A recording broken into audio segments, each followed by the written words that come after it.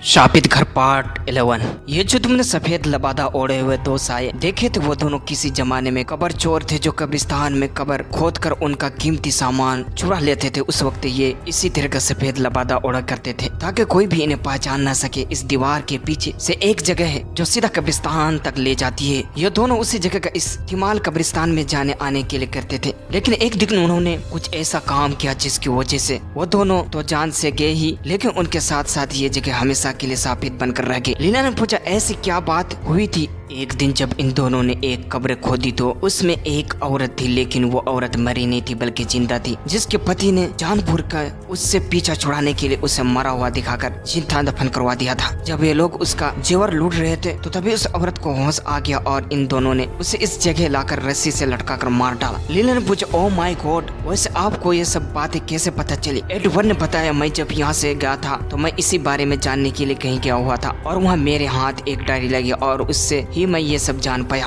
तभी एडवर्ड को लिसा के बारे में ध्यान आया। वैसे तुम्हें पता है कि लिसा कहाँ है, एडवर्ड ने पूछा। वो आपके ही देखने के बाहर की थी, लीना ने बताया। एडवर्ड फिर कुछ सोचकर अफसोस में डूब गया। रॉबिन उस दीवार को तोड़ने में लगा हुआ था और फिर एक तेज आवाज के साथ वो दीवार भरभरा कर टूट गई और अंदर से एक भयानक दुर्गंध पूरे बेसमेंट में फैल गई। उन लोगों ने अंदर ने देखा तो वहाँ कुछ ताबूत और कुछ कंकाल यहाँ वहाँ पड़े हुए थे। लीना ने कहा आपने जो कुछ बताया था वो सब सच ही लग रहा है। एडवर्ड ने कहा सब यहाँ अच्छे से देखो, यहाँ उस औरत की लाश के अवशेष भी जरूर होंगे। सब वहाँ से आसपास तलाशने लगे। लीना भी सब तरफ देख रही थी। फिर वो कुछ आगे जाकर देखने लगी, तभी कहीं से एक कंकाल रस्सी से लहराता हुआ आया और लीना के ऊपर आ गिरा और लीना जोर जोर से चिल्लाने लगी। रॉबिन और एडवर्ड दोनों भागकर उसके पास आए और उस कंकाल को लीना के ऊपर से हटाने लगे। लीना कुछ नहीं हुआ, ये बस एक कंकाल है। रॉबिन ने लीना को सांत्वना देते हुए कहा। लीना बहुत ज्यादा घबराई हुई थी। एडवर्ड उस कंकाल को गौर से देखने लगा। वो रस्सी उस कंकाल के गले में कसकर बंधी हुई थी। यही है उस औरत का कंकाल, यही है। चलो आओ, हमें इसे पूरे और तरीके से दफनाना होगा, शायद इसी के बाद उसे मुक्ति मिलेगी और ये घर सांप से मुक्त हो जाएगा। एडवर्ड ने कहा यहाँ पर जरूर कोई ऐसी जगह होगी जहाँ से हम कब्रिस्तान में जा सकते हैं, हमें वो जगह तलाशनी होगी। एडवर्ड ने कहा। तभी एडवर्ड की नजर सामने एक जगह पर पड़ी जहाँ पर घनी घास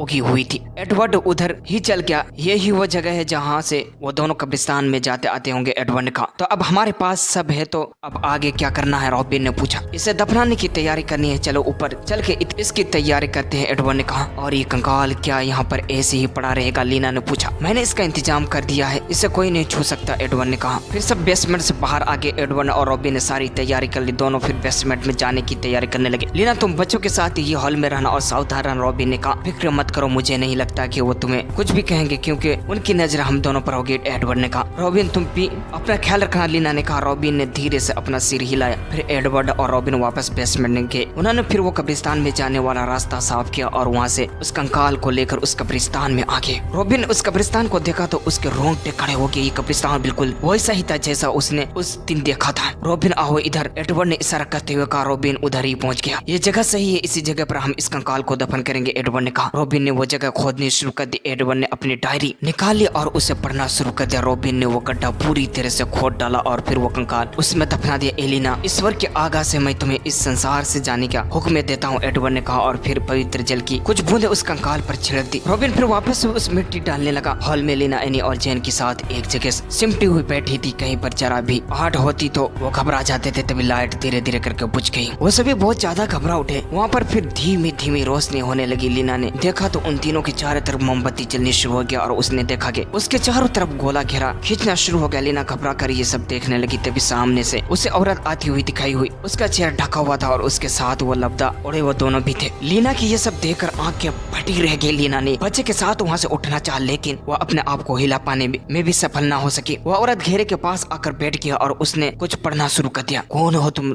हम लोगों से क्या चाहती हो। लीना ने पूछा। तुम तीनों की जान, मुझे बस 3 बलि चाहिए और फिर शैतान की हुकूमत इस धरती पर होगी। उस औरत ने कहा। ये सुनकर लीना के रोंगटे खड़े हो गए। एडवर्ड को अभी भी बहुत अजीब लग रहा था। अभी तक कुछ भी ऐसा नहीं हुआ था जिससे उसे लगे कि कोई उन्हें इस सब से रोकना चाहता हो। रॉबिन ने अपना काम पूरा कर दिया था। तभी उसे वो पेड़ दिखाई दिया जो उसने उस दिन देखा था। रॉबिन उसी तरफ तरफ बढ़ गया। रॉबिन कहाँ जा रहे? एडवर्ड ने पूछा। रॉबिन ने कोई जवाब नहीं दिया तो एडवर्ड भी उसके पीछे हो लिया। रॉबिन उस पेड़ के पास पहुंच गया। वहाँ एक कब्र थी। पीछे से एडवर्ड भी वहाँ आ गया। मैंने ये जगह एक सपने में देखी थी। मैं अभी तक ये नहीं कह सकता कि वाकई एक सपना था या हकीकत, सपना था या हकीकत, लेकिन ये जगह बिल्कुल वैसे ही है। रॉबिन ने हैरान होते हुए बताया। एडवर्ड उस कब्र पर लगे हुए पत्थर पर नाम पढ़ने लगा। एलिना। एडवर्ड ने पढ़ा। अगर एलिना का कब्र है तो फिर वो कंकाल किसका था? रॉबिन ने पूछा। रॉबिन की बात सुनकर एडवर्ड भी सोच में पड़ गया। दोस्तों वाकई में क्या वो कब्र एलिना की थी? एडवर्ड क्या उन लोगों को इस मुक्ति से आजाद दिला पाएगा? आगे इन लोगों के साथ क्या होने वाला दोस्तों, जानने के लिए आप लोग वीडियो को तो लाइक नहीं करते तो प्लीज लाइक कर ले और चैनल को सब्सक्राइब करके बेल आइकन जरूर कर दे और फॉलो कर लीजिए और कमेंट में जरूर बताएं आपको वीडियो कैसी लगी, कहानी कैसी लगी और नेक्स्ट पार्ट लिखें।